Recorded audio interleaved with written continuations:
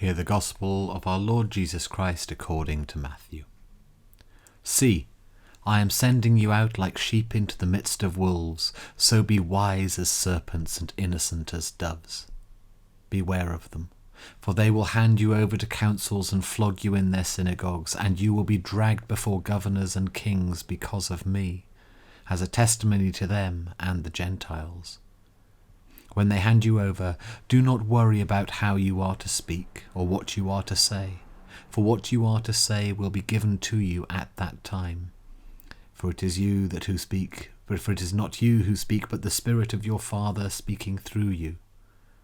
Brother will betray brother to death, and a father his child, and children will rise against parents and have them put to death, and you will be hated by all because of my name. But the one who endures to the end will be saved. When they persecute you in one town, flee to the next. For truly I tell you, you will not have gone through all of the towns of Israel before the Son of Man comes.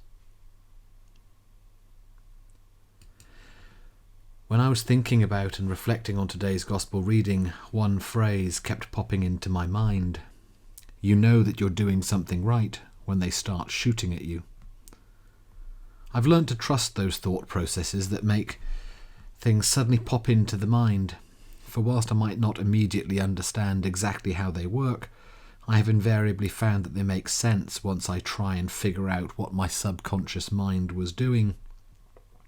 I'd presumed that this phrase was some long-forgotten quote by some crusty old politician or some general or someone, and had now become part of the flotsam that is the cultural background of our lives. So when I looked it up to figure out where it had come from, I was a little surprised to learn that the author of this little phrase is actually very much still alive, for it comes not from a crusty old general, but a TV producer and screenwriter by the name of Aaron Sorkin. It comes from an episode, actually, of his hit show, The West Wing. The character who says it is reflecting upon his experiences of being shot at. Now, I accept that gun crime is a more pressing issue in the US than it is here, but what I am reflecting upon is not the gun crime itself, for that is the symptom, but rather the disease that caused it, and that is intolerance. You know that you are doing something right when they start shooting at you.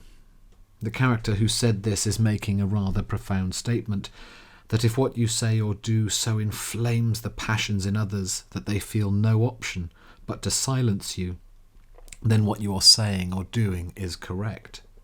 Now, I'm not entirely sure if I agree with that in all cases, but I get the point. That some concepts are deemed so radical, considered so dangerous, that rather than be accepted, embraced and added to the smorgasbord of acceptable ideas that we live with, no, they must be suppressed and destroyed. And that is precisely what the authorities thought some 2,000 years ago, when the pernicious ideas and stories of Christianity started to make their way around the Mediterranean Sea. It didn't take too long for the authorities to seek to cancel Jesus and no platform his ideas. And Jesus knew that this would happen. It was inevitable. And today's Gospel reading serves as a warning to the disciples hearing it, that they're proclaiming what, in their eyes, was the self-evident truth of the world, would result in their being shunned, if not hated, or even executed. And in that way, the intolerance of man is a repeating theme throughout history. We have always sought to cast out those that we deem diseased, dirty, ugly, scary, or in some other way different to us. Be it Samaritans in Judea, witches in medieval France, Christians in Iraq, Tutsis in Rwanda, homosexuals in Nigeria, pick your characteristic, and somebody somewhere will have cast people out for it. And we're not that much better today. Just read the newspaper or watch the news on TV, and you will find today's social pariahs being figuratively strung up for the mob. But there is hope. There's always hope. For as our gospel writer records Jesus in saying, "You will not have gone through all the towns of Israel before the Son of Man comes." Now some have taken this to mean the literal second coming of Armageddon, But it is possible to see this more figuratively, and to see it as meaning that God, through Christ, will always intervene before we run out of time, that we will see sense in the end.